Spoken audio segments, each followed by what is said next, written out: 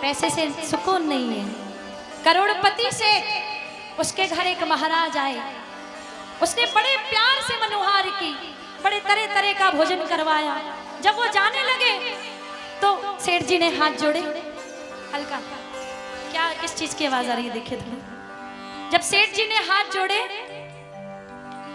तो महाराज जी ने कहा भाई तुम्हारे पास किस चीज की कमी है, तुम क्यों हाथ जोड़ रहे हो, वे इतने बड़े सेठ हो, कोई कमी नहीं है।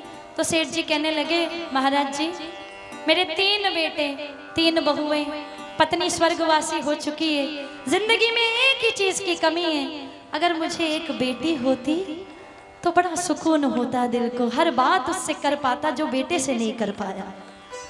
महाराज जी ने कहा अच्छा बेटी नहीं है, तो बड़ा सोच के जवाब दिया कि तुम बरसाने की नगरी में रहते हो, क्यों ना राधे रानी को ही अपनी बेटी बना लो। सेठ जी के मन को ये बात जम गई, उन्होंने एक बहुत बड़ा चित्र बनवाया राधे रानी का, अपने कमरे में लगवाया, और जहां सोते ठीक उसके सामने, जब उठते तो प्रणाम करते, सोते तो प्रणाम करते, खाते तो प्रणाम करते, कहीं जाते तो प्रणाम करते, हर बात राधा रानी से किया करते। बेटी ऐसा हुआ, बेटी ऐसा हुआ, बेटी ऐसा हुआ।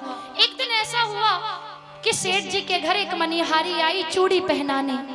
3 बहुएं थी, सेठ जी दुकान पर थे, हर साल आया करती थी। पहले घूंघट में आई, उसने हाथ बढ़ाया तो मनिहारी ने उसे चूड़ी पहनाई।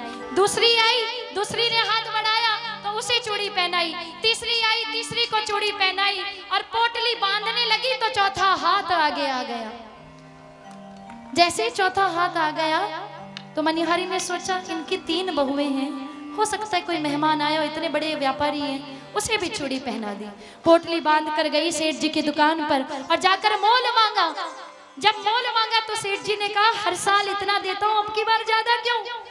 तो मनिहारिन कहने लगी अब की बार 3 को नहीं, मैंने 4 को चूड़ी पहनाई है, 4 का मोल लेके जाऊंगी। सेठ जी ने खूब बहस की, लेकिन मनिहारिन नहीं मानी। बिना मोल लिए, बड़ी गरीब थी, बिना मोल लिए चली गई, लेकिन मोल लेके नहीं गई 3 का। सेठ जी घर आए, सबसे पूछताछ की, सबने कहा हमें नहीं पता, हमें नहीं पता चौथा कौन था। तो जब रात को भोजन करके सोए तो स्वप्न में राधा रानी आई, कहने लगी बाबा बहुओं को चूड़ी पहनाना याद रह गया, इस बेटी को बेटी बनाकर चूड़ी पहनाना भूल गए। सेठ जी रोने लगे, नींद में अश्रुधारा बहने लगी। जागे, फटाफट खड़े हुए, भागे मनिहारिन के घर, जाकर दरवाजा खटखटाया। जैसे ही मनिहारिन ने दरवाजा खोला तो चरण पड़ गए, तेरे भाग बड़े, जिसे मैंने बेटी बनाया उसका दर्शन तूने पाया।